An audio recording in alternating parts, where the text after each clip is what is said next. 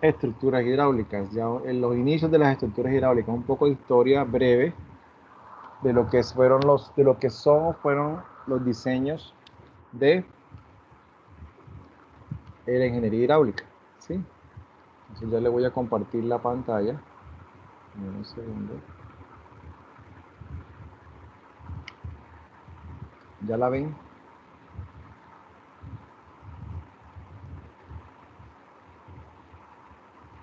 Sí, ingeniero. Vamos a ver.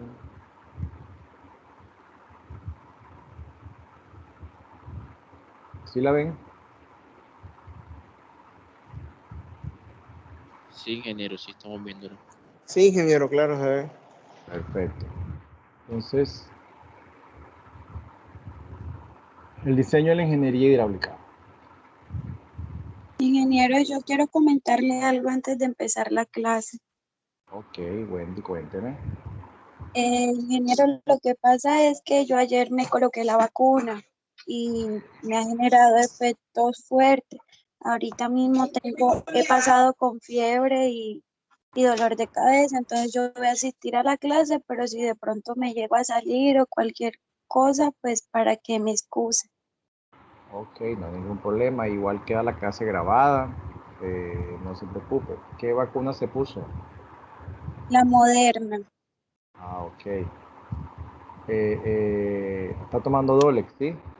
¿Se la puso cuando ayer? Sí, sí, me la coloqué ayer en las horas de la mañana y me dijeron que si pues me empezaba a sentir muy mal, que tomara Dol.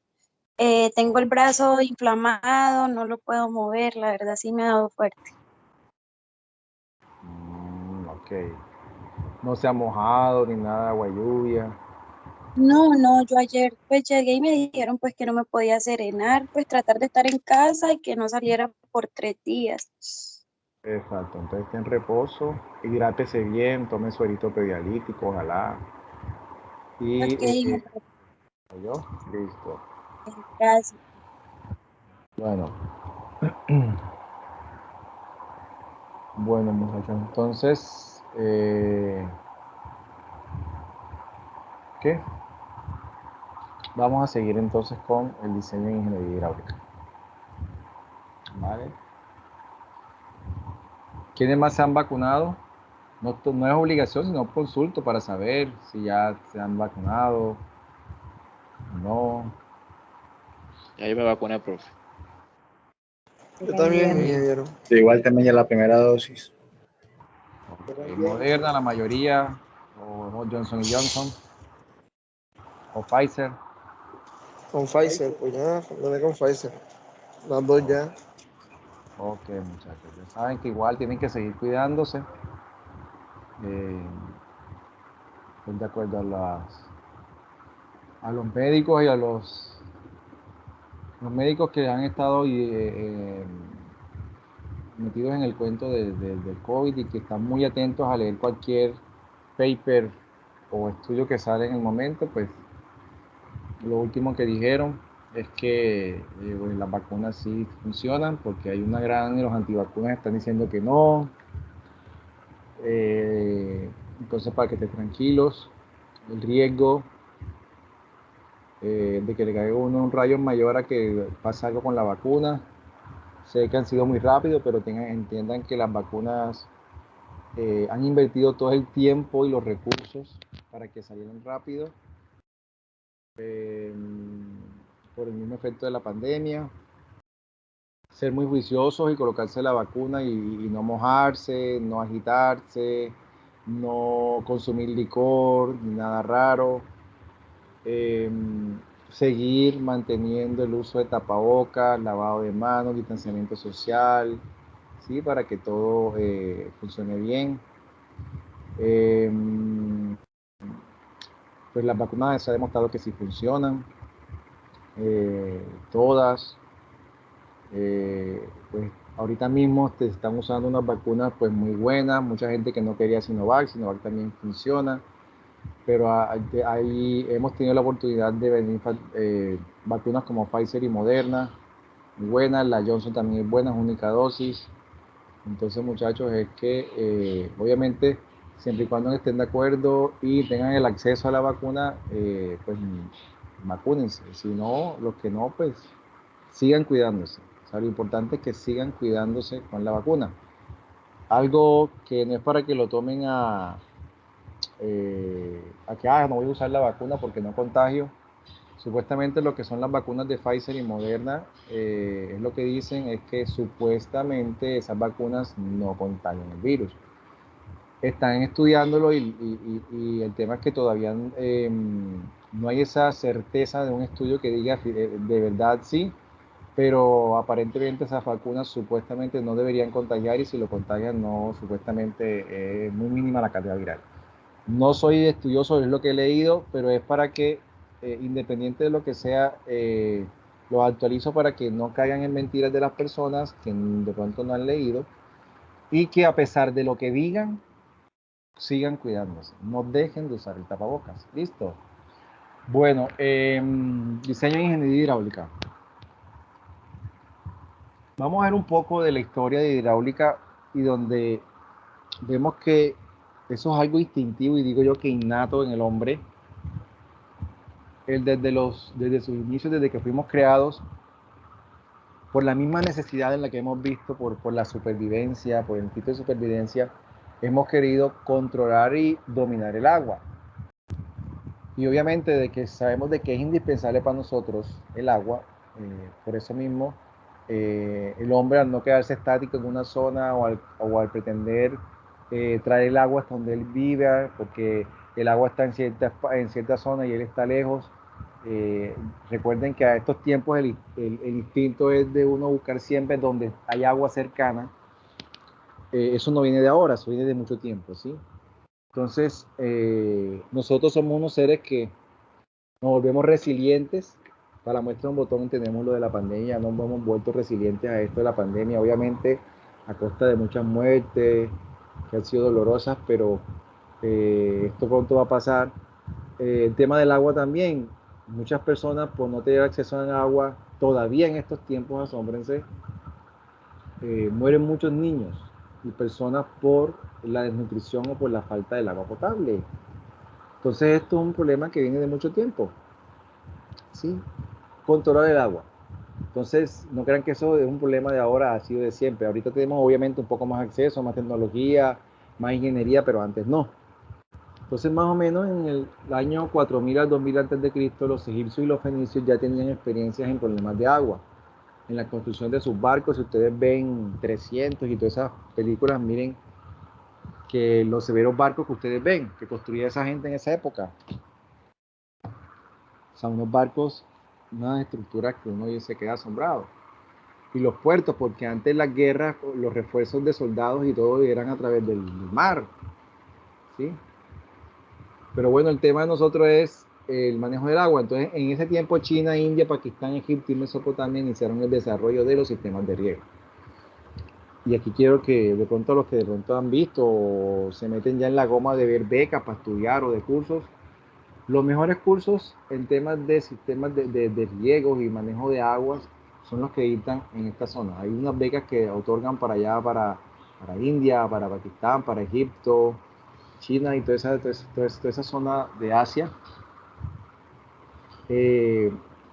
Son muy buenos porque ellos desde tiempos remotos han sido los pioneros en los sistemas de riego. Ustedes saben que hay muchas zonas también desérticas y también ellos se han vuelto expertos en eso, ¿sí? Los chinos también experimentaron en la protección contra inundaciones, ¿sí? Recuerden, después del alto del 500 antes de Cristo, recuerden ahorita las inundaciones que ocurrieron por allá.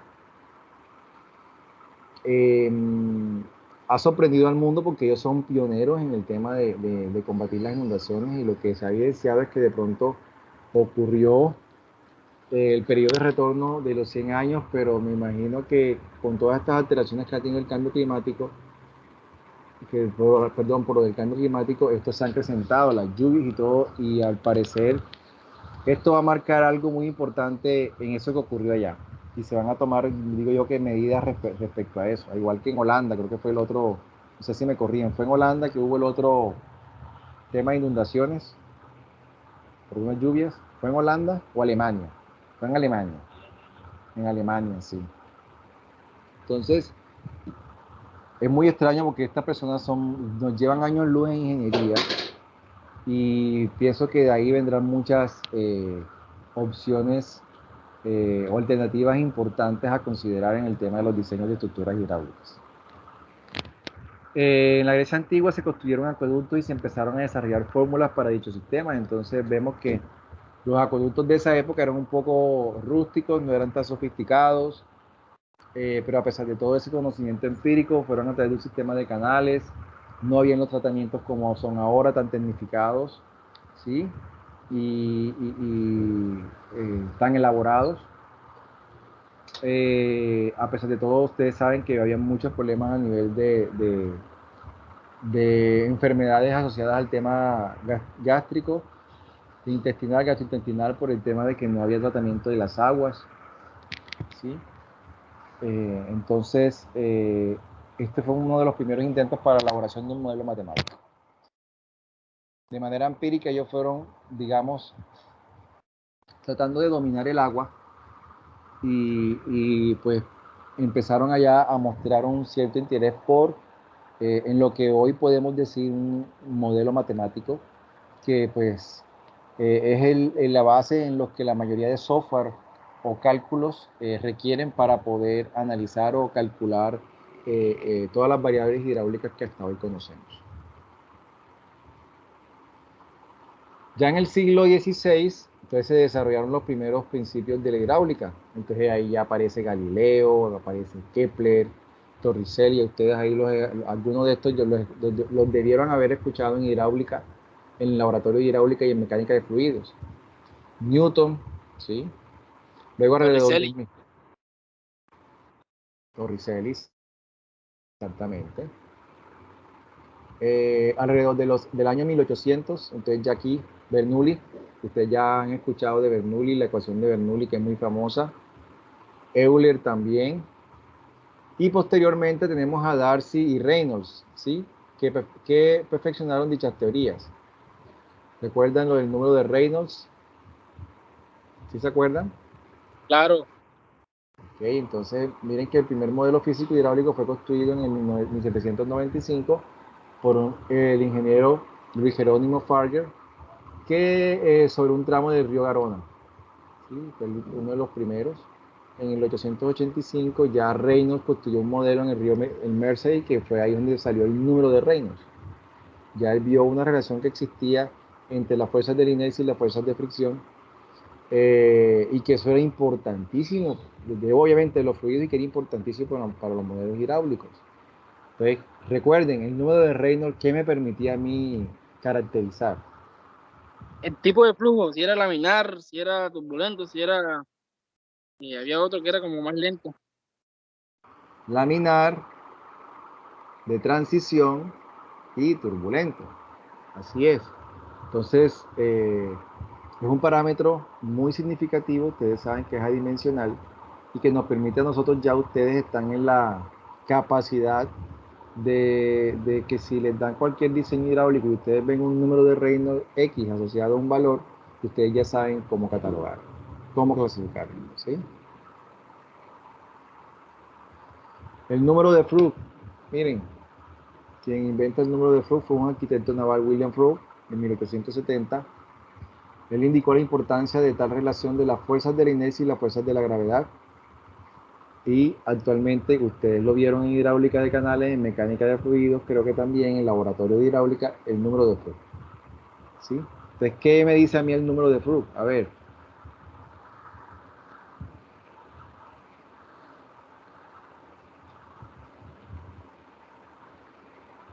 ¿Quién me colabora? A ver, ¿me recuerda? ¿Mm?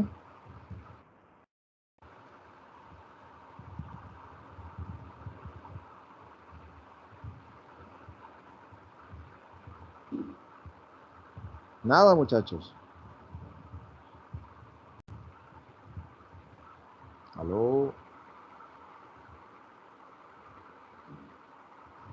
Aló. Muchachos, aló. Más, por favor. Profe, ¿cómo fue lo que dijo, por favor? Que si el número de Frug, ¿qué caracteriza el número de Frug? ¿Quién recuerda? No es la fuerza de inercia y la fuerza de la gravedad, que actúan pues, En la presentación está ¿no? eso. Mi pregunta es, ¿qué caracteriza? ¿Para qué sirve? ¿Qué hace? ¿Qué me dice el número de Frug? ¿Qué me dice el número de Frug?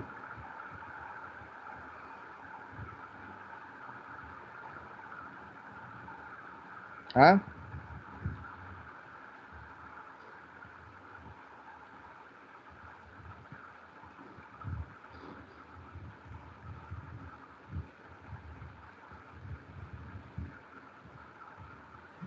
Ingeniero, eso es para flujo subcrítico. No, ¿Sí? Recuerden que me permite ver la clasificación del flujo si es subcrítico, crítico y supercrítico. Entonces, si mi número de Frug es mayor a 1, ¿qué tipo de flujo es?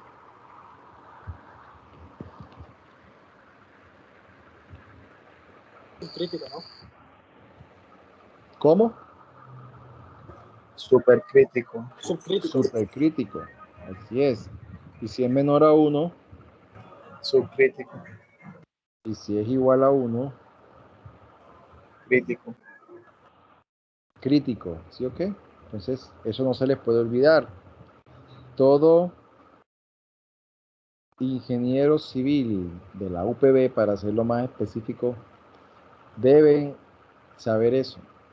Al igual de la ecuación de continuidad, si es Reynolds, número de Reynolds, número de Frug, y se le muestra un informe hidráulico, saber, y ya saben que no se pueden dejar, como dicen vulgarmente, echar cuento de nadie, porque ustedes ya deben conocer y saben que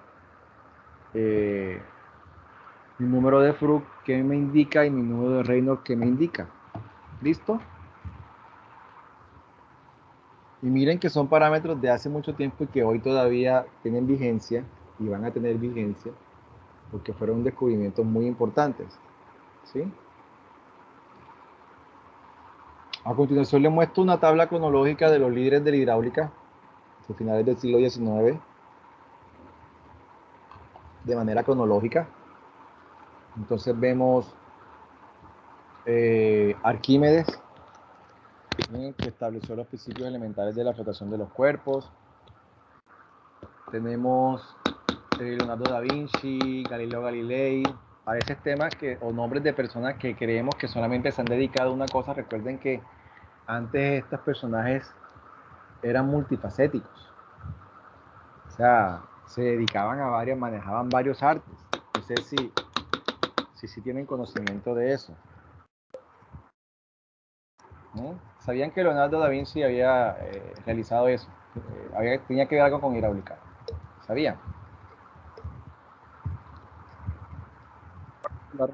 No, ingeniero. Sabía que Nada. estaban a muchos aspectos en la parte de ciencias, pero no sabía que estaba relacionado con la parte hidráulica. ¿Verdad? Yo también en su momento quedé sorprendido cuando me enteré de eso. Pero miren, para que vean. En fin, ahí vemos a Torricelli, vemos a Newton. Torricelli simuló indirectamente experimentos hidráulicos, describió la forma de los chorros en caída libre. Tenemos a Isaac Newton, mire Bernoulli. ¿Sí? Estudió aspectos relacionados con la resistencia fluida, describió la contracción de los chorros, realizó experimentos sobre movimientos de los fluidos. Euler, recuerden que fue el tema de la presión en los flujos. Entonces, perdón. Chessy, ¿quién se acuerda de la fórmula de Chessy? ¿Quién? A ver, la fórmula de Chessy es la base de cuál ecuación. A ver si se acuerdan hidráulica. Eso no es para pérdidas, ingeniero. Chessy no. Recuerden, vamos. ¿Qué hallo yo con la ecuación de Chessy?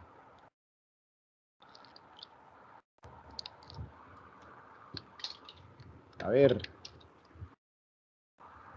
Sin buscar en San Google. Vamos. Si era laminar o turbulento, ¿no? No. Ya eso lo dijimos, ese era el número de Reynolds. La fricción, ¿Cómo? la parte de fricción. Por ahí tiene que ver. Caudal, ingeniero, en canales. No, recuerden que la ecuación de Chesney me permite Velocidad. a mí hallar la velocidad media. Recuerden la velocidad.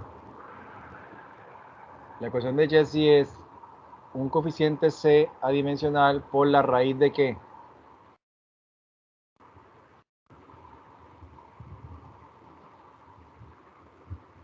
La raíz de mi rayo hidráulico por la... ¿Por qué? Vamos muchachos, ayúdenme. Muchachos. Muchachos.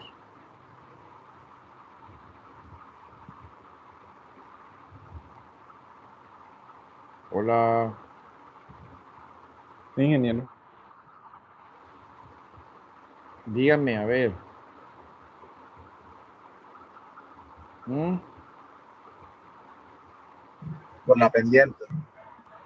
Por la pendiente les decía. Y ese coeficiente C, ¿qué me decía de Chesney?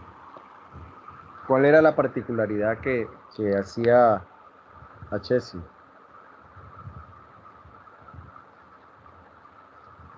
¿Mm?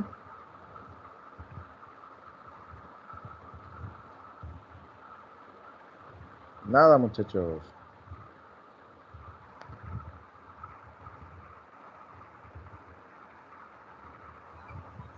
El, ese coeficiente no es con el número de Manning. Tiene que ver, de ahí parte el n de Manning. ¿Y qué me dice ese coeficiente C? O sea, ¿a qué hace alusión? Vaya, la velocidad no. Profe, si no estoy mal, el coeficiente de Manning no es el que tiene que ver con la rugosidad del material. Así es. Y el coeficiente C de Chesney es eso. Pero Manning parte de Chesney, ¿sí? La base de la ecuación de Manning es la ecuación de Chesney, donde el C es un coeficiente de rugosidad. Chesney estuvo probando y Manning terminó de perfeccionarlo.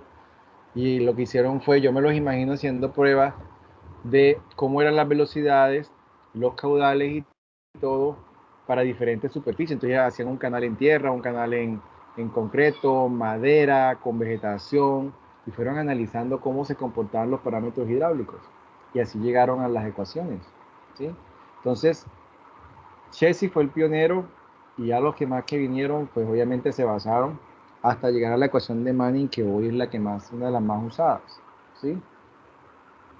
Eh, San Venant, la ecuación de San Venant, ¿han escuchado de Saint Venant o no? No, ingeniero, ese no. Nada, no, ni hidráulica de canales no la vieron.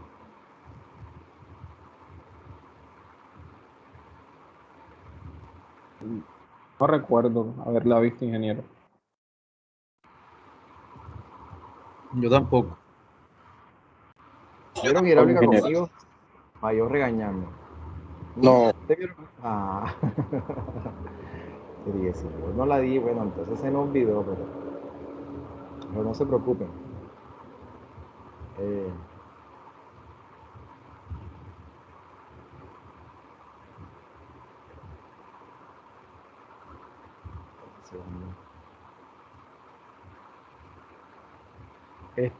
la ecuación de Saint Venant es una ecuación que fue un buen aporte para el tema de modelación. Y ya les voy a explicar. Cuando uno diseñaba alcantarillados que enseña bajo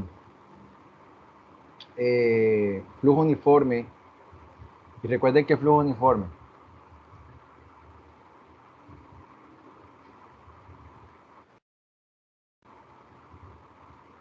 ¿Quién me recuerda que es flujo uniforme? ¿Mm? ¿Qué flujo uniforme?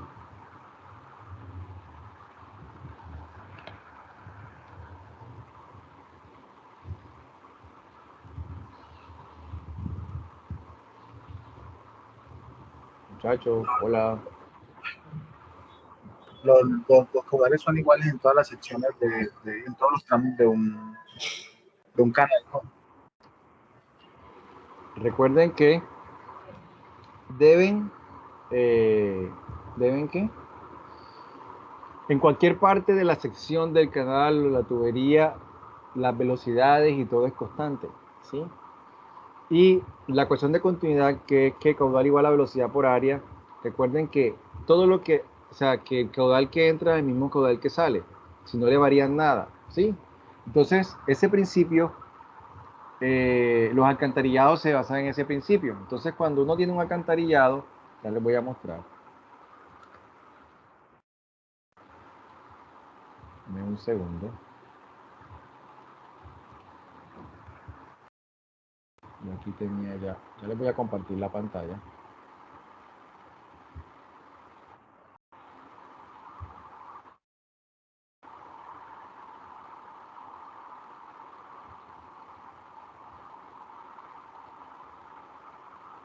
¿Está viendo la presentación, sí? Sí, ingeniero. Ok, ya les voy a compartir.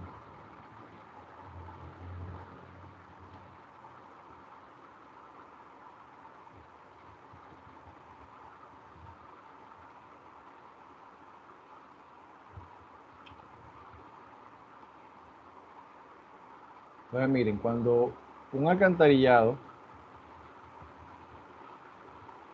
tenemos en planta, es lo siguiente, tenemos disculpen el pulso que está aquí a mano alzada. Tenemos dos pozos o cámaras de inspección, ¿sí? La cámara 1 y la cámara 2, ¿sí? Tenemos esta distribución de tuberías.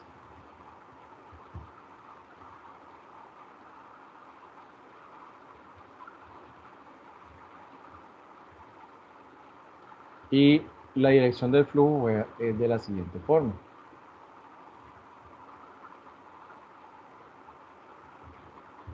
¿Sí? Ahora, en planta, en corte, un corte transversal, esto sería más o menos de la siguiente forma.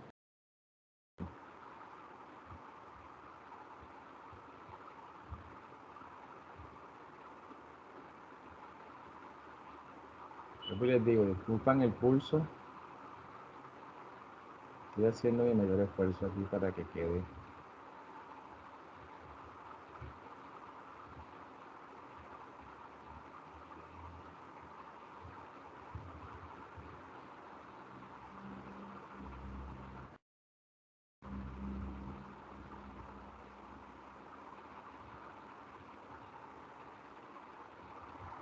Entonces vamos a dibujar ahora las tuberías.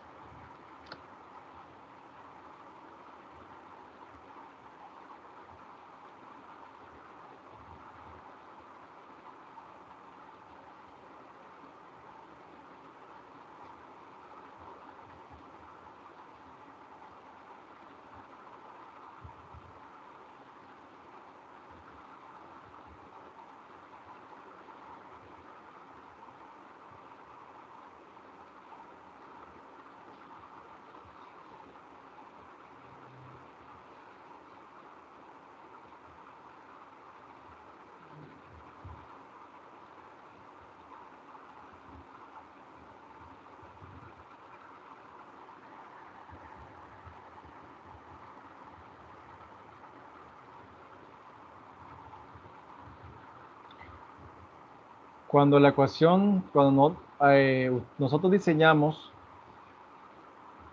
en modelos que no tienen en cuenta el Saint-Mena, o cuando diseñamos con tablas de Excel los alcantarillados, lo que nosotros hacemos es que el caudal que entra, ese caudal 1,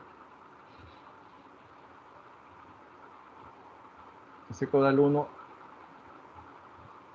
el mismo caudal 2 que entra, que sale, ¿sí? Entonces, si este entra y si este entra, se suma y sale un caudal. O sea, todo lo que entra más bien, no lo miremos así, porque no quiero confundirlo. Todo el caudal que entra sale, ¿sí? ¿Qué tiene en cuenta la ecuación de Sandmena? La ecuación de Sandmena lo que tiene en cuenta es que tiene en cuenta todos los fenómenos turbulentos que ocurren acá. ¿Sí? Entonces, ¿qué es lo que realmente sucede? Cuando uno tiene el alcantarillado, aquí voy a darle unos pequeños tips de alcantarillado. A esto se le llama cañuela, que se le hace el alcantarillado para direccionar bien el flujo. Entonces, el flujo que viene aquí hace así, este viene aquí y hace así, este viene aquí y hace así, pero eso no es así de bonito. Cuando los flujos empiezan a llegar, todos vienen con un caudal diferente y chocan y generan unos fenómenos turbulentos, ¿verdad? Entonces, ¿qué es lo que realmente sucede? ¿Quién me dice cuando llegan varias tuberías de alcantarillado y tiene que salir una única tubería? Esa es una regla de alcantarillado. ¿Qué sucede realmente? ¿Qué puede suceder?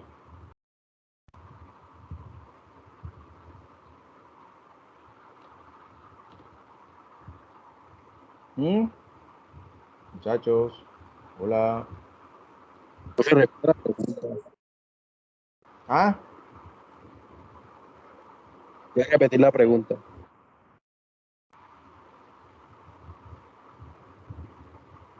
La pregunta es que si en un alcantarillado, una cámara de alcantarillado, o hagan, se las pongo no con una cámara, si ustedes cogen un balde de agua y le hacen conexiones de tubería así como la que tienen aquí, ¿sí? Y le pueden ingresar N tubos a diferentes alturas, pero el que sale siempre sale desde el punto más bajo, ¿verdad? Si ustedes empiezan a ingresarle caudal, ¿qué puede sucederle al balde? Profe, aumenta la presión, ¿Qué ¿no? sucede? Bueno, le trato de interpretar. Empieza a subir el nivel del balde, ¿verdad? Porque hay muchas tuberías entrando y una sola saliendo, ¿sí o qué? Saliendo agua. ¿Sí? Correcto. Sí, profe. Entonces, eso cuando uno diseña en una hoja de cálculo de Excel que la hace uno con esas ecuaciones, no se logra percibir y calcular esos fenómenos que suceden, mientras que ya los modelos actualmente como el EPA-Swing, como el Seaware, como WaterGems y todos esos software sí tienen inmerso esa ecuación y lo que hace es que tiene en cuenta los fenómenos turbulentos. Entonces, por ejemplo, este primer caso que tengo aquí es si uno diseña con una hoja de Excel, eso lo que sucede es que el nivel de agua en el cálculo muestra de que lo que entra sale. Sí, lo que entra sale. Pero si Profe, yo... Sí, eso es lo que usted trata de decir es que si es en paralelo o en serie. no. Mm. Voy a ir al punto. Cuando yo diseño, denme un segundo que me están llamando de la universidad. Denme un segundito.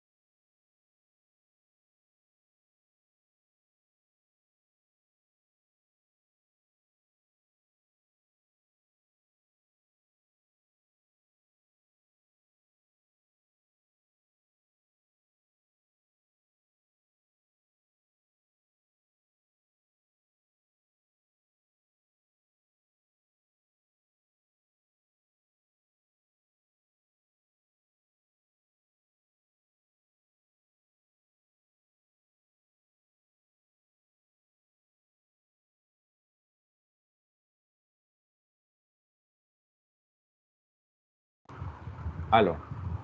Qué pena, muchachos, una llamada de la U. Bueno, entonces les decía, para cerrar la idea, aquí lo que quiero mostrarles es el beneficio de la ecuación de San Bennett, que tiene en cuenta los fenómenos turbulentos y por el cual la mayoría de modelos la tienen en cuenta ya y puede resolver y ayudó a resolver muchos problemas.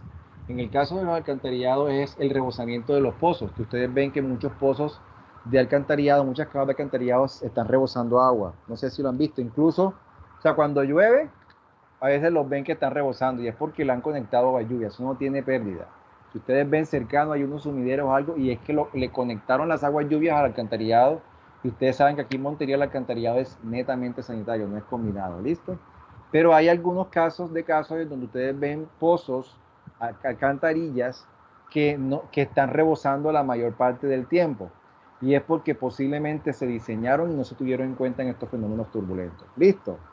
Entonces, cuando usted realiza su diseño bajo una tabla de Excel o cualquier software que no tuviese en cuenta la ecuación de San Bennett, usted lo que hacía era que el caudal que le entraba le salía o sea, como quien dice, instantáneamente. Estoy hablando para que de pronto me entiendan. Y no se evidenciaban problemas de rebosamiento. En cambio que en San Bennett, usted ese mismo diseño lo montaba en cualquier software que tuviera la ecuación de San Bennett y usted iba a empezar a ver de que se le iban a presentar manholes así, o que aquí, o que se suben hasta acá, y que el otro de pronto iba así, ¿sí? Y en este no, sino que todo lo que entra va saliendo. Esa es la ventaja de esos modelos ahora, que permiten representar lo más real posible lo que sucede en las cámaras de inspección de los manholes. Lo mismo en los canales, lo mismo en cunetas, ¿sí? ¿Sí me hice entender o hay dudas?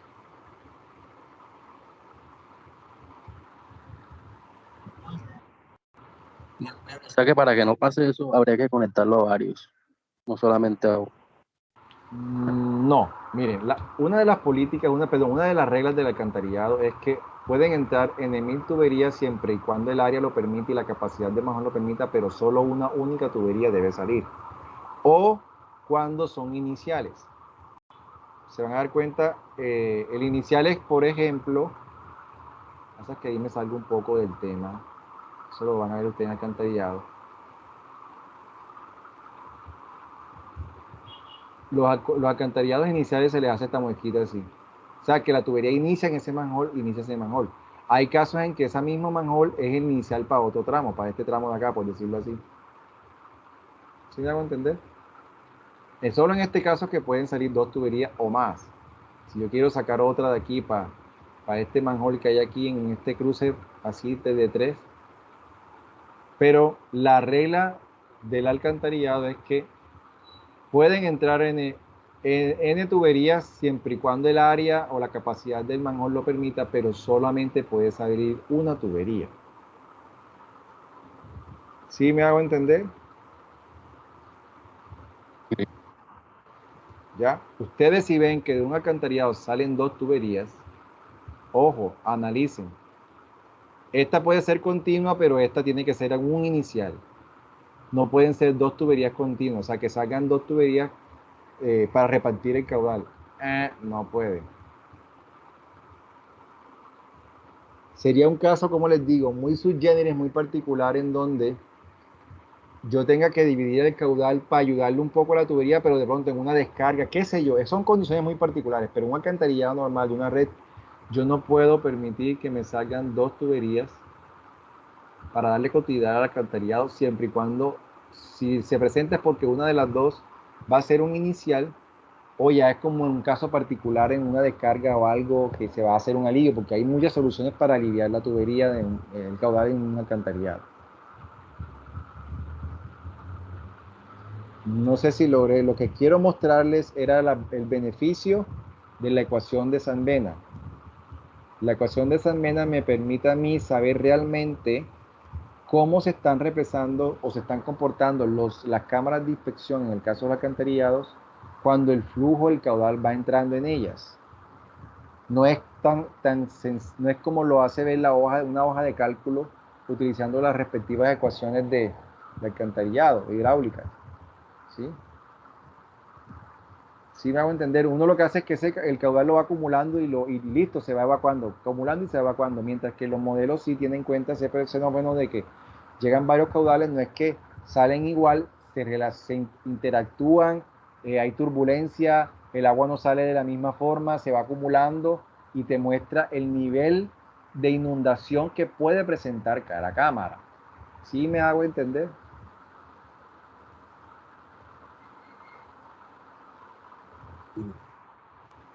¿Sí? ¿O no es claro?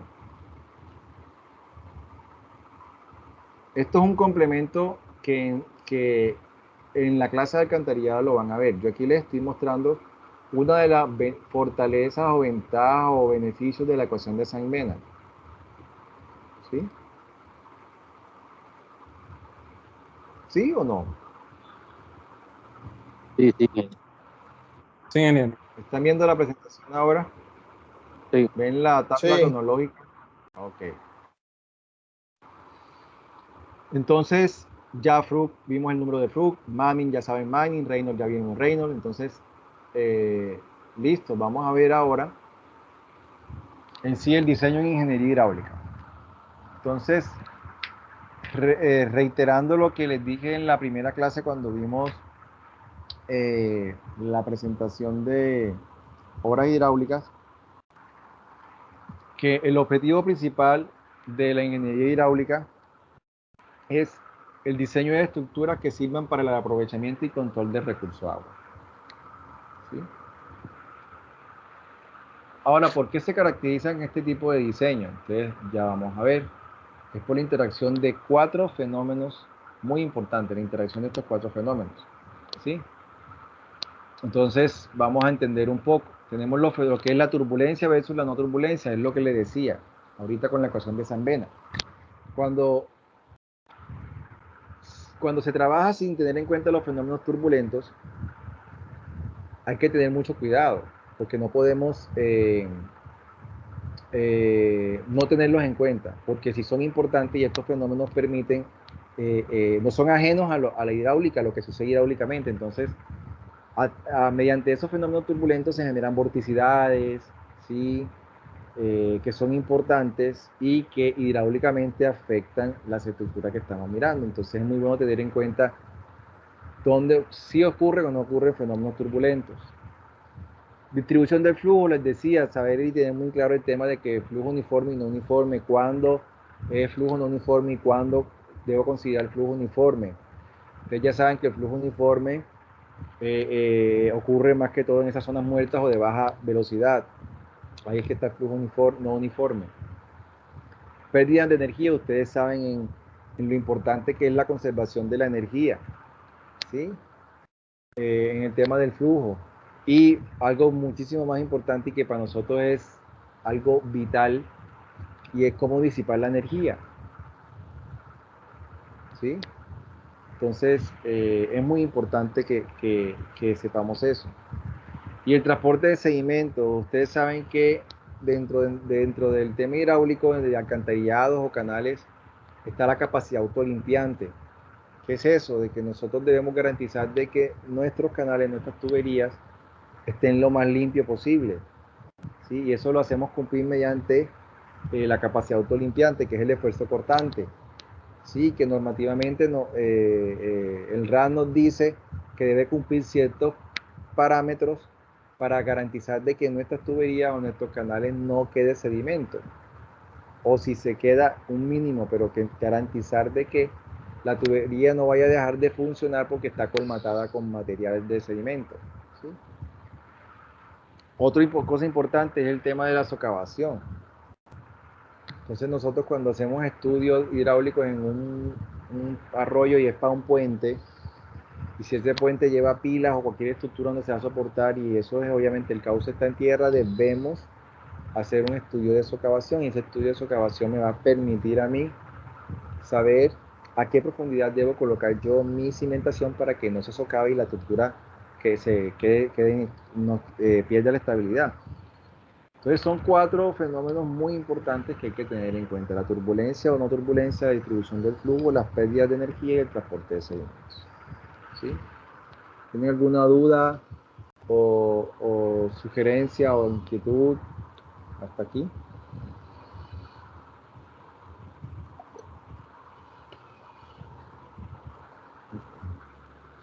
¿No?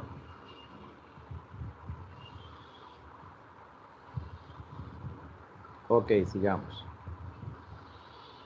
Entonces, proceso de diseño convencional en ingeniería hidráulica.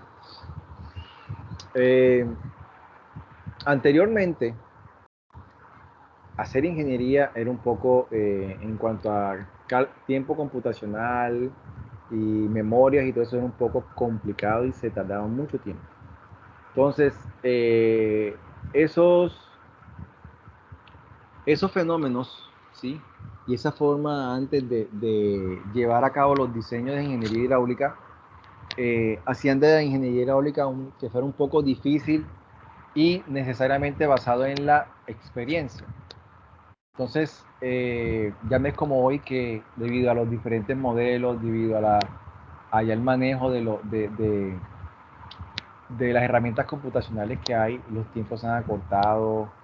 O sea, uno hacer un diseño de alcantarillado teniendo en cuenta las 1001 alternativas posibles del árbol de la red, lo puede hacer en menos de 5 segundos, simula más de 600 o 700 posibles opciones y escoge la más eficiente y económica. Eso es algo que, mejor dicho, ustedes en 5 segundos haga eso, un computador, eso es una cosa bárbara, mientras que un diseño antes se podía tardar meses haciéndolos a mano o a palito. Entonces eso es algo que tocaba, por ejemplo, procedimiento por prueba error. Tú empezabas a calcular y hacías todo un proceso de cálculo a mano y llegabas al final para chequear si la velocidad te cumplía. ¡Ay, no cumple! Entonces vuelve y repita los 200 o 300 cálculos que te tocó hacer hasta que llegaras a la velocidad. Entonces es un tema de prueba error. ¿De qué dependía? Entonces ya el ingeniero, si había hecho ya muchos diseños, ya él sabía, no, mire, yo tengo que utilizar estos parámetros para garantizar de que la velocidad ya me dé, pero el que iba a empezar, tenía que partir de cero, ¿sí? Entonces, la experiencia va de la mano con la intuición. Entonces, cuando uno ya quiere mucha experiencia, ya se vuelven muchas cosas intuitivas. Entonces, cuando ustedes ya hacen mucho, eso es como cuando ustedes aprenden a hacer el arroz, una receta, aprenden a hacer esa receta y la hacen 1, 2, 3, 4 veces, ya ustedes llegan a un punto en que dominan la técnica, dominan la dosis y ya no tienen que estar midiendo el arroz, no tienen que estar midiendo el agua. O sea, si les cambian la taza con que ustedes miden el arroz, ya ustedes ya saben cómo es. ¿Sí me entienden? O el jugo, lo mismo, si hacen hacer un jugo. Cuando ustedes ya cogen el punto de todo, ustedes se vuelven unos expertos y ya intuitivamente hacen las cosas. ¿Sí me hago entender? Sí, claro, ingeniero. Entonces ustedes llegan al punto de que vienen y hacen unos diseños y ustedes a veces no necesitan saber el área o cómo es la zona, o basta con que ustedes vean cómo está configurado el pueblo y vean unas curvas de nivel. Ustedes dicen, aquí tenemos que llevar las aguas hasta acá, por la población o por el cálculo de la población, yo puedo decir, estimar el caudal que necesito y ese caudal más o menos me va a dar de 2 litros por segundo y con eso diseño mi planta. O sea, ya intuitivamente por la experiencia, ya uno llega a eso, ¿sí? Y conocimientos de los sistemas hidráulicos. Entonces, si eso lo acompañamos de un previo conocimiento por la formación que tenemos, obviamente que eso influye. Entonces, depende de que, para los diseños convencionales, de la experiencia, de la intuición y de los conocimientos hidráulicos. Por esto anterior, el procedimiento convencional de diseño está directamente relacionado con el elemento humano. Entonces, miren que depende del tema humano. ¿Sí? Es fundamental. ¿Sí? Por lo que les decía, por la experiencia, por la intuición. Entonces, por eso cuando nosotros salimos de pregrado, necesitamos de alguien que nos asesore y nos dé, bajo su experiencia, nos enseñe, nos pula y nos guíe. Y a veces no nos van a soltar un diseño de buenas a primeras así, sino tiene que ser un diseño supervisado por ese mismo tema, ¿sí? Ahora, ya les decía que los procedimientos convencionales están basados en el uso de modelos físicos o matemáticos en un proceso de prueba y error con el fin de llegar a una solución óptima, ¿sí? Vamos a ver ahora cómo es el proceso convencional, ¿sí? Entonces tenemos que, lo que hacemos es recolectamos la información que describe el sistema. Entonces ahí miramos, ahí está el tema de topografía, está el tema de si hay un trazado previo, si hay algo existente, una estructura existente. Hablamos del alcantarillado que estamos hablando ahora. Entonces yo miro si hay un sistema existente de alcantarillado, hay algún plano, un trazado, topografía actualizada, si hay censos de población, si hay las memorias de lo existente, de lo diseñado. Sí, miro lo que hay, recolecto la información que me describa el sistema. A partir de eso, yo hago y estimo, ¿sí? ¿Cómo debo? Si es un alcantarillado existente, yo miro y diagnostico y digo si estaba funcionando o no, y si no está funcionando, cómo lo podemos mejorar, ¿sí? Entonces ya yo estimo más o menos un diseño inicial del sistema. Luego, lo que hago es que tengo varias alternativas y yo lo que hago es que ya plasmo y analizo cuál es la mejor alternativa o el análisis, y le hago un análisis exhaustivo al sistema de diseño que voy a escoger, y ahí sí hago la simulación concienzuda, detallada, ¿sí? Luego miro cómo me dieron los resultados, vemos que me cumplan, que las velocidades estén cumpliendo, que la fuerza atractiva esté cumpliendo, ¿sí? Que son los parámetros fundamentales en estos alcantarillados, que me estén cumpliendo esas dos variables que son una de las más importantes en alcantarillado.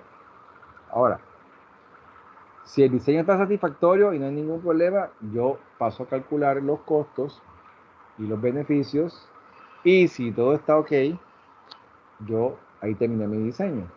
Pero si de pronto a la hora de chequear los resultados y yo veo que hay algunos tramos que no me cumplen las velocidades, que la fuerza contractiva no me está cumpliendo, entonces tengo que ir a rediseñar. Y ahí repetiré el paso hasta que técnicamente mi proyecto esté cumpliendo. O sea, tengo un concepto técnico favorable. ¿Sí? ¿Sí es claro? ¿O hay alguna duda?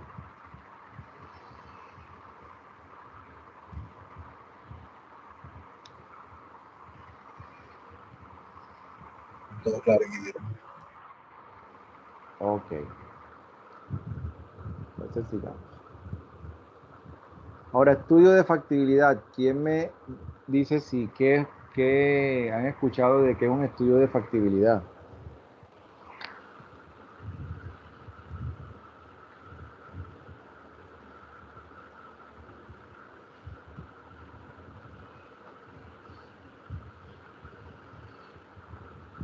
¿Mm?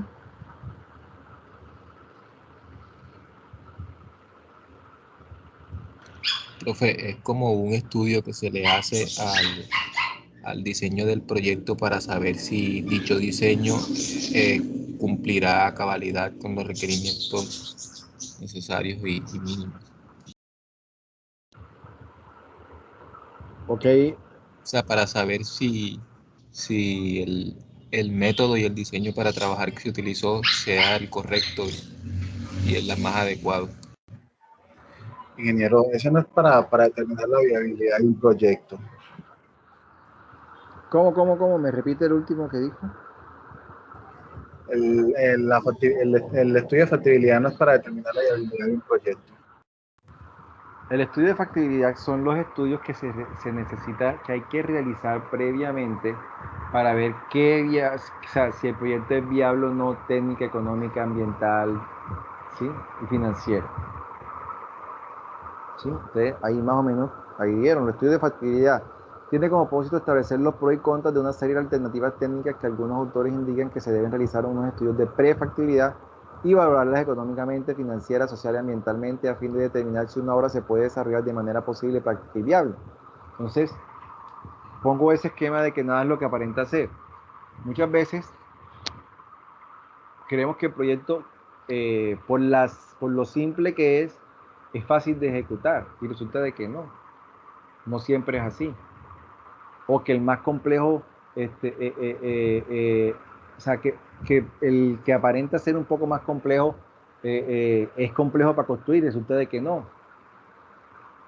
Entonces, ¿cómo uno sabe eso? Haciendo un estudio de, obviamente, primero pre y luego luego es estudio de factibilidad.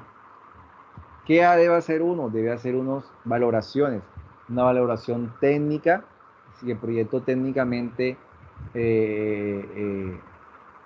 suple la necesidad que se quiere, que tenga todos los componentes necesarios para garantizar, obviamente, que el proyecto tenga un concepto técnico favorable.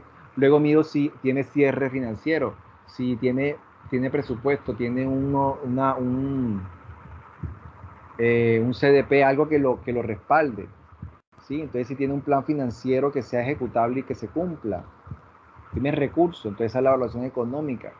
O qué costo-beneficio me da este proyecto. Si yo, por lo general, las obras civiles, la construcción es cara, pero el mantenimiento, operación en el tiempo, la hacen beneficiar, o sea, la hacen que sea un costo-beneficio adecuado, aceptable.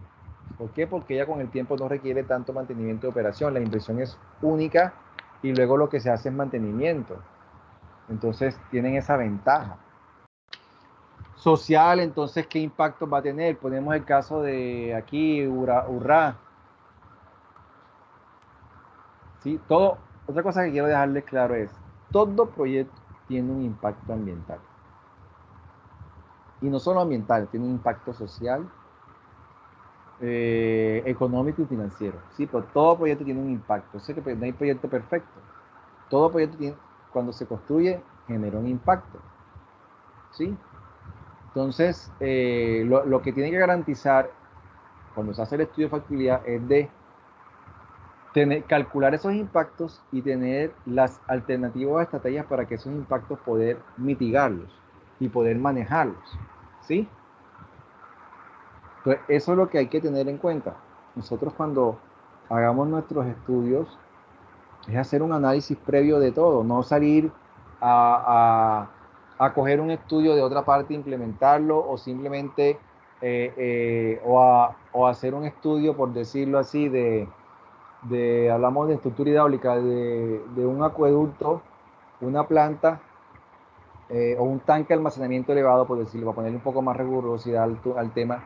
Y solamente yo soy hidráulico, hago diseño hidráulico. Y el estructural, vengo y no hago estudio estructural concienzudo, sino que contrato a cualquier persona, ingeniero civil, que me haga más o menos algo estructural. Y en un estudio de suelo no cojo y hago un estudio de suelo donde voy a hacer mi obra, sino que uno cercano y con ese me baso. No, esa no es la forma. O sea, eso es un grupo interdisciplinario que todos deben apoyarse en ese estudio de factibilidad porque cada quien dará su parte para soportar y decir este estudio si es viable. Ese tanque de almacenamiento si es viable porque los diseños técnicos cumplen con la demanda que necesita la población. La población necesita un volumen de qué sé yo, de 50 litros por segundo, el tanque tiene el almacenamiento para suplir esos 50 litros por segundo. Que estructuralmente está acorde a la normatividad, a la NCR 2010, que los estudios de suelo están acorde a la norma, se hicieron los apiques necesarios que exige la norma y la cimentación se hizo acorde a lo que dice la norma. En fin, ambientalmente no hay ningún impacto ambiental, toda vez que el predio es un predio que fue donado, no interfiere con nada, no hay que talar árboles, no hay que hacer compensación ambiental, etcétera, etcétera. Entonces, a lo que voy es, no podemos limitarnos nosotros a viabilizar o aprobar proyectos sin su respectivo estudio de prefactibilidad o factibilidad que se le haga. ¿Sí? ¿Sí? ¿Sí, claro? Sí. Ahora, tenemos la resolución 0330 del 2017 donde nos dice que los estudios de factibilidad tienen el objetivo de establecer las condiciones físicas, económicas, sociales y ambientales del municipio o de la localidad en la cual se va a llevar a cabo el proyecto, para generar el planteamiento de diferentes escenarios de operación que tengan en cuenta tanto los componentes actuales como los futuros del sistema. todo dentro de un análisis de optimización de inversiones. Entonces a veces no hacemos o no planteamos las posibles alternativas que tengan los proyectos y escoger la más viable, sino a veces cogemos la más costosa porque vamos con otro pensamiento y no cogemos de pronto la menos, o bueno, no necesariamente la más barata es la mejor o la más cara es la mejor, sino que siempre hay un punto intermedio, un punto en el que si la más cara es la mejor y tiene la mejor tecnología, pero operativamente trae menos costo, esa es mejor. Ahora, si la de más barata, la alternativa más barata es la más barata porque se utilizan las técnicas y los aparatos son un poco no tan robustos como los de la alternativa más cara, pero ofrecen una operación igual, pero que en el tiempo la vida útil de aquello es de 40 y este es de 20, uno mire y analice y eso debe quedar claro en el proyecto. ¿Sí? Es todo un análisis que uno hace dependiendo a costo-beneficio y ver la mejor opción, pero no olímpicamente coger una única alternativa y con esa quedarse. Aquí la norma lo dice muy claro. Necesitamos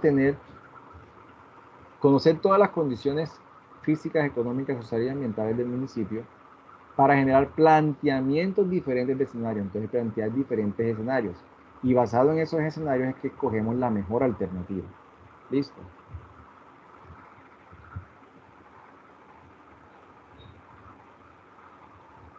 En aquellos casos en que el proyecto identificado corresponda a la ampliación o mejora de una obra existente, o esto es cuando hay obras existentes y queremos ampliarlas o mejorarlas, se debe identificar y evaluar toda la infraestructura aprovechable, ya sea por su buen estado o su capacidad hidráulica. Se debe formular un plan de reforzamiento de la obra cuando el proyecto implique el desarrollo de su ampliación o rehabilitación. Me explico, por ejemplo, vamos a revisar el sistema de acueductos de una zona rural. Y resulta que ellos tienen una planta que ya tiene más de 30 años de construida, tienen un tanque de almacenamiento igual, más de 30 años de construido. El acueducto no funciona a las 24 horas, el acueducto ya está operando de manera sectorizada porque no tiene la capacidad, porque ya las tuberías también están colmatadas, el tratamiento de la planta no funciona porque nunca se le hizo mantenimiento. Entonces vamos a ver qué toca hacer en ese caso. Entonces, primero hay que diagnosticar esa planta, ese sistema, hay que revisar, hay que mirar cómo está el estado. De entrada, si ya tiene más de 30 años, ya cumplió su vida útil y ya esos diseños no valen. Toca hacer unos nuevos diseños de esa planta. Entonces, de entrada, el tanque de almacenamiento ya no queda como una contingencia y tocaría diseñar uno nuevo. Y la planta tocaría lo mismo. Ver si a la luz de la normatividad, por ejemplo, estructuralmente ver si cumple, pero como tiene más de 30 años ya no aplica porque el NCR fue autorizada en el 2010 y ya pide que esa estructura sea reemplazada. Entonces nos veríamos en la obligatoriedad de hacer un diseño completamente nuevo. De pronto no entrar a demoler ese acueducto, sino dejarlo como contingencia, hacerle un mantenimiento para que quede operando con lo que tiene como para un caserío de 4, 5, 6, 10, 15 casas y hacer un acueducto nuevo para la localidad. ¿Sí? Entonces eso es, por ejemplo, una alternativa de rehabilitación o ampliación de eso. Entonces yo la planta vieja no la destruyo, sino que le hago un mantenimiento para que quede funcionando como con un nivel básico mínimo, supliendo agua a una comunidad pequeña que no la tenía y que el acueducto nuevo no tiene la cobertura para llevarlo hasta allá, porque los recursos, por ejemplo, a veces hay restricción de recursos, no me alcanza, y hago un acueducto nuevo para la localidad donde ese acueducto estaba funcionando pero que ya no tenía la capacidad. ¿Sí? Ese es el tipo de análisis que se toca hacer. Y no de pronto salir, no, cojo y tumbo todo ese acueducto y hago uno nuevo y ese nuevo lo voy a hacer más grande para llevarle a las dos localidades, pero el tema es que, oye, no hay recursos y ese es el ideal, pero no podemos volver algo insostenible porque no van a tener todo. ¿Sí? ¿Sí me hago entender? ¿Sí ven el punto que les quiero mostrar? Sí, claro que sí, profesor. Lo que les estoy diciendo, mire, son casos reales. Obviamente no les doy los nombres propios por evitar, pero son casos reales que uno se ha encontrado. ¿Sí? y que le toca a uno tratar de resolver y buscar la solución más viable para la comunidad y también que, de acuerdo a los recursos disponibles, poder optimizar los recursos y no malgastarlos de pronto en hacer una mega obra para una vereda miren, tengo otro caso. En una vereda de aquí de Córdoba hay una entidad X que quiere hacer una inversión social porque está haciendo explotación, no, está haciendo investigaciones en una zona. Y resulta que quieren invertir, que el compromiso con la comunidad es invertir en infraestructura. Entonces le quieren construir las vías, quieren construir el alcantarillado, la planta. Y resulta de que son unas veredas. Pueden haber ahí como una, ¿qué? Les digo, como más de 100 casas no hay. Hay menos, como 60 por ahí. Y nos dieron a que revisáramos los diseños del alcantarillado que hicieron. Me llevó la sorpresa de que el alcantarillado que les diseñan a esa población tan pequeña, que la gente esa lo que hace, o sea, tienen cocinas pequeñas, lavan el patio de su casa, el agua que ellos echan se va a las cunetas que hay, a los arroyos que hay por ahí cercanos, no tienen alcantarillado, tienen puros pozos sépticos. Entonces en el diseño vienen a decir que, imagínate, les plantearon un diseño de alcantarillado combinado. ¿Sí? Los alcantarillados combinados no es que no sean recomendables, se recomiendan para casos específicos donde la topografía lo permita y haya suficiente área disponible para construir un alcantarillado combinado. Ese proyecto, para esa veredita pequeña, costaba 3.000 millones de pesos. Y yo les dije, miren, con esos 3.000 millones de pesos, yo lo que haría sería, ese diseño de alcantarillado combinado, yo lo hago solamente sanitario, le doy un manejo a la escorrentía superficial mediante cunetas, otras cosas, y créanme que con esos 3.500 puedo hacer 3 alcantarillados a 3 comunidades de ese mismo tamaño. Y estarían teniendo más impacto social y no botar 3.000 y pico de millones de pesos en un proyecto que va a ser antieconómico, antioperativo para esa comunidad, porque yo digo, ni un municipio como quién diríamos, como Planeta Rica, como Sagún, como ni Montería tiene, si tiene un alcantarillado sanitario combinado, un alcantarillado combinado que tiene la capacidad de operarlo, que ahora una vereda de esas. ¿Cómo voy a salir yo a una vereda de esas a hacer un alcantarillado tan complicado? Mira, tenían disipadores, tenían 4 aliviaderos, el caudal que daba para la planta era un caudal de, hemos dicho, casi que 162 litros por segundo, o sea, una planta convencional, una petar convencional grandísima.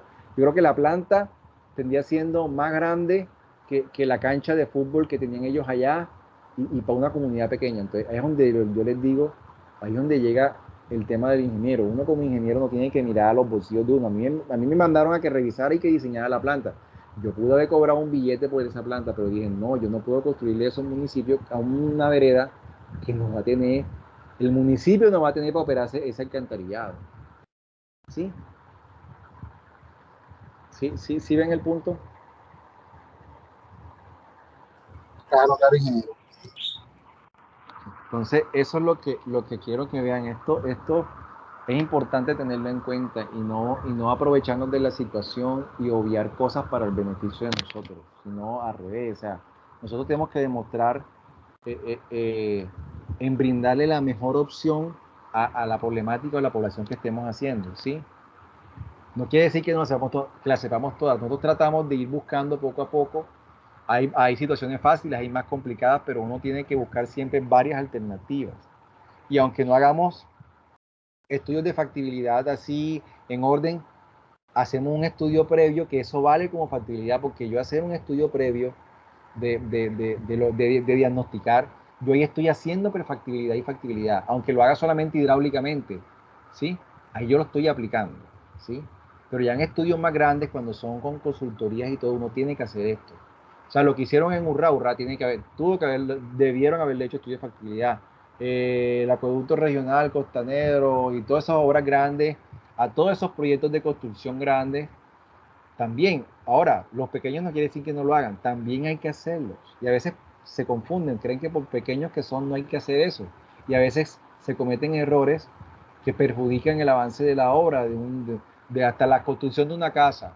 Yo digo que uno tiene que preverlo todo y analizar, ¿sí?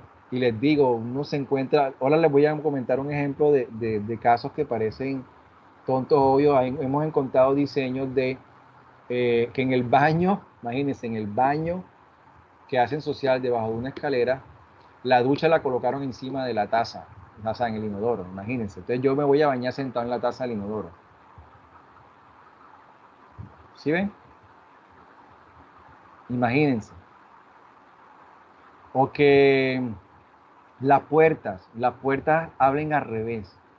Entonces la puerta abre al revés y abre para afuera y no abre para adentro. O que la nivelación de las placas. Ningún drenaje de la casa drena hacia los sifones. Y uno cree que eso es algo bobo, pero eso si tú lo prevés en tus diseños y rectificas todos tus diseños, no vas a tener tanto problema.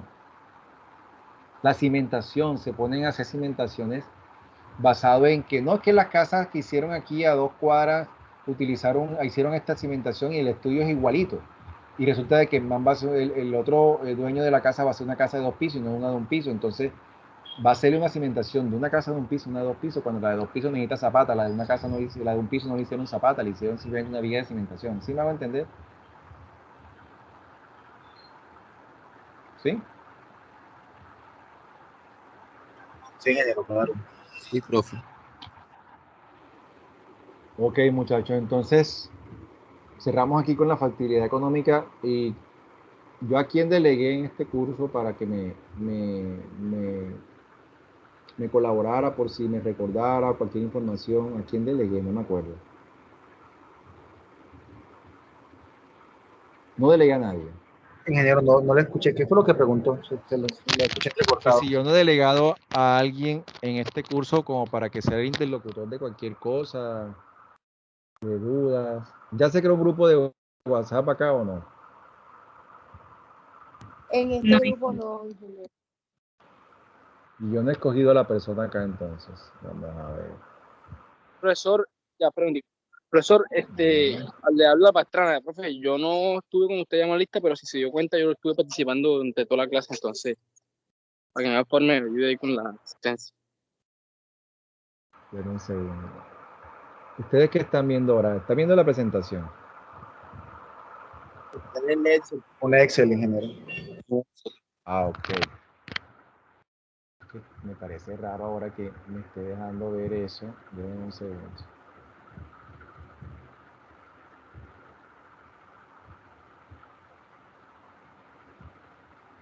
¿Y ahora? Las diapositivas. Presentación, sí. ¿Siguen viendo el Excel?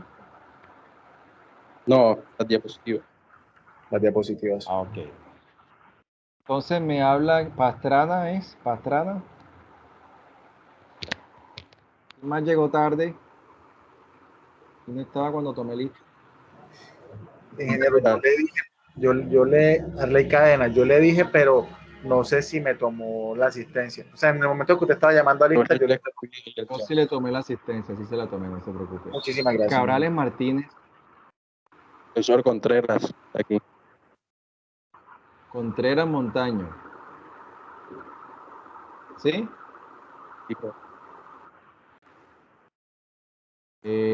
Cabrales Martínez. Durango Casarrubia. Arrieta Doria Pedro. Ok. Bueno,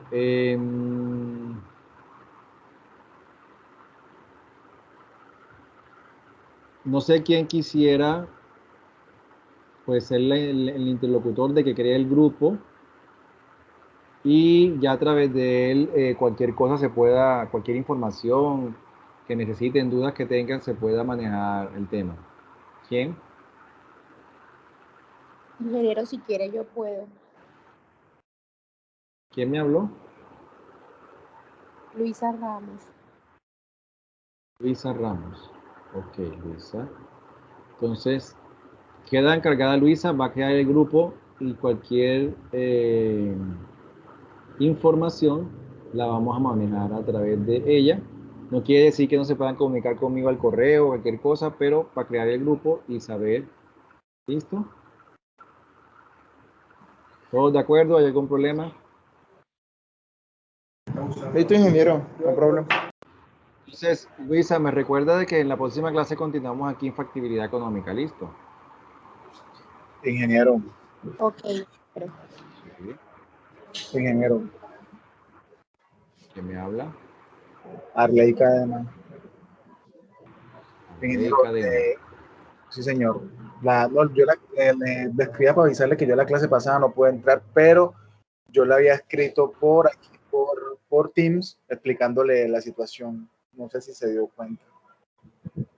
Sí, yo aquí yo le puse la... O sea, aquí le puse la anotación en la asistencia. Ok, Profesor, muchísimas gracias. la asistencia de Pastrana, que ahorita yo le dije que no había podido cuando te llamó. Sí, Patrana, ya le puse la asistencia. No se preocupe. Ingeniero Juan Morales, yo le contesté, pero no sé si me tomó lista. Juan Morales. Sí, le puse lista. Yo ahorita mencioné a los que no, a 3 personas que todavía me siguen sin responder. ¿Oyeron? Fueron las que mencioné ahorita. Yo le respondí Contreras. Contreras, sí, a Contreras yo sí le puse la asistencia. Yo hablé, miren, mencioné a Arrieta Doria, no me contestó. Cabrales Martínez no me contestó. Durango Casarrubia tampoco. Fueron las 3 personas que volví a repetir, pero no me contestaron. ¿Listo? Bueno, muchachos, entonces dejemos hoy hasta aquí. Cuídense, muchachos. ¿Oyeron? Nos vemos en la próxima clase y bendiciones. ¿Oyeron? Y tu ingeniero. Gracias, ingeniero. Bueno, muchachos.